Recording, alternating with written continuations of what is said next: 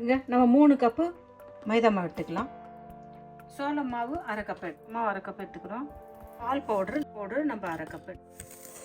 3 cup மைதா மாவு, அரை cup cornflour மாவு, அரை கப்பு பால் பவுடர் எடுத்துக்கிறோம். 2 ஸ்பூனு பவுடர் சர்க்கரை சேர்த்துக்கலாம். 1 ஸ்பூனு பேக்கிங் பவுடர், அரை ஸ்பூனு உப்பு சேர்த்துக்கலாம். எண்ணெய் சேர்த்துக்கலாம். திட்டமாக எண்ணெய் சேர்த்துக்கலாம். இதை நம்ம கொஞ்சம் கொஞ்சமாக தண்ணி ஊற்றி எண்ணெய் சேர்த்துக்கிறோம். இதை எல்லாத்தையும் சேர்த்து நம்ம அழகாக கலந்துக்கலாம். தண்ணி வந்து கொஞ்சம் கொஞ்சமாக சேர்த்து பிசைஞ்சு வச்சுட்டோம். இது மேலே கொஞ்சம் எண்ணெய் தடவி, இது மேலே கொஞ்சம் நான் அழகாக எண்ணெய் தடவிக்கிறேன். அப்படியே கொஞ்சம் இதை ஒரு 30 நிமிஷம் இது அப்படியே இருக்கட்டும். எலுமிளா கோழி க்ளீன் பண்ணி எடுத்து வச்சுக்கிறேன். நம்ம இதில் கொஞ்சம் மசாலா சேர்த்துக்கலாம். ஸ்பூன் பப்பரிக்காய் பவுடர் சேர்த்துக்கிறேன். கொஞ்சம் மிளகு தூள் சேர்த்து, இஞ்சி பூண்டு பேஸ்ட், கொஞ்சம் ஜீரகத்தூள், ஒரு 1/4 ஸ்பூன் மஞ்சள் தூள் சேர்த்து, மல்லித்தூள் சேர்த்து, மிளகாய் தூள் கொஞ்சம் சேர்த்து, உப்பு கொஞ்சம் சேர்த்துக்கிறேன். ஆனியன் பவுடர் கொஞ்சம் சேர்த்துக்கலாம். கொஞ்சம் 1 ஸ்பூன் அளவுக்கு லெமன் கொஞ்சம் சேர்த்துக்கலாம். தயிர் சேர்த்துக்கிறோம். எண்ணெய் சேர்த்துக்கலாம். சேர்த்துட்டு நம்ம அழகாக கிண்டிக்கலாம். 30 நிமிஷம் ஊற வச்சுட்டு நம்ம இதை செய்யலாம். கொஞ்சம் பட்டர் சேர்த்துக்கலாம். பட்டர் எல்லாம் ஆயில் சேர்த்துங்க. பட்டர் கொஞ்சம் அழகாக போட்டு நம்ம அழகாக மெல்ட் பண்ணிக்கலாம். நம்ம மசாலா போட்டு வச்சு 30 நிமிஷத்துக்கு மேலே ஆகிடுது. அப்படியே இதை வச்சு நம்ம அழகாக பார்த்துக்கலாம்.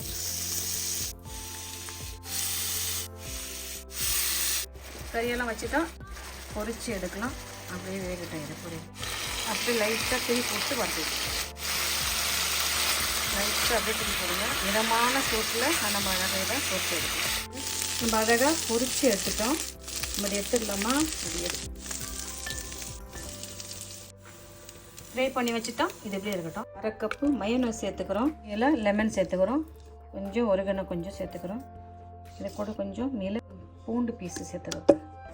ஒரு 4 பூண்டு பல்லு சேர்த்துக்கிறோம். ஆயில் சேர்த்துக்கிறோம். வெள்ளை எள்ளு சேர்த்துக்கலாம். இதில் கொஞ்சம் உப்பு சேர்த்துக்கிறோம். அரைச்சி கொண்டு வந்து பாருங்கள், நல்லா அழகாக அரைச்சி கொண்டு வந்துட்டோம். இதெல்லாம் அப்படியே இருக்கட்டும்.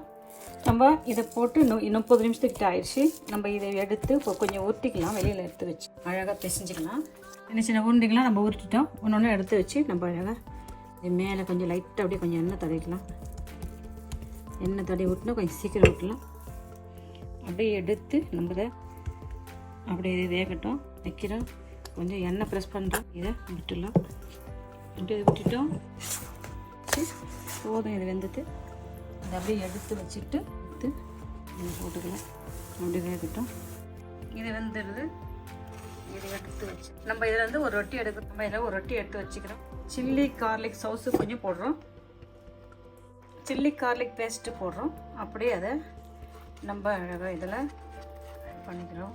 நம்ம அரைச்சி கொண்டு வந்ததில்ல அந்த மசாலா சும்மா அழகாக ஒரு ஸ்பூன் வச்சுட்டு அது சும்மா அழகாக ஒரு கோட்டிங்லேயே பண்ணிக்கலாம். உருளைக்கிழங்கு வைக்கிறோம். பொம்ஃப்ரீத் வைக்கிறோம். கொஞ்சம் குடமிளகாய் கூட வெட்டி வச்சுக்கலாம். நான் கொஞ்சம் சலாது வைக்கிறேன். இதில் கொஞ்சம் நான் வெங்காயம் வைக்கிறேன். போகலாம் மைஸ் கொஞ்சம் வைக்கிறேன். நான் பண்ணி எடுத்துன்னு வந்ததில்ல சில்லிங்க நம்ம அழகாக வைக்கிறது தேவையானதை வச்சுக்கலாம். சவுஸ் அப்படியே கொஞ்சம் அப்படியே ஊற்றிக்கலாம். நம்ம பட்டர் சேர்த்துக்கலாம். அழகாக நம்ம இதை இப்படி மடிச்சுட்டு அப்புறம் இதை அப்படியே மடிச்சுட்டு அழகாக இதை அழகாக மடிச்சுட்டு அப்படியே ஓகே பாருங்கள். இதை அப்படியே திருப்பி போட்டுக்கலாம். அப்படியே திருப்பி போட்டு கொஞ்சம் லைட்டாக வேக வைக்கணும். அப்படியே கொஞ்சம் வேகட்டும்.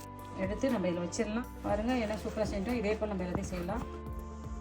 கொஞ்சம் உருளைக்கிழங்கு வச்சுட்டு அப்படியே கொஞ்சம் சலாது வச்சுட்டோம். விருப்பம் இருந்தால் தக்காளி பழம் வாங்கி கொஞ்சம் மைஸ் வச்சுக்கலாம்.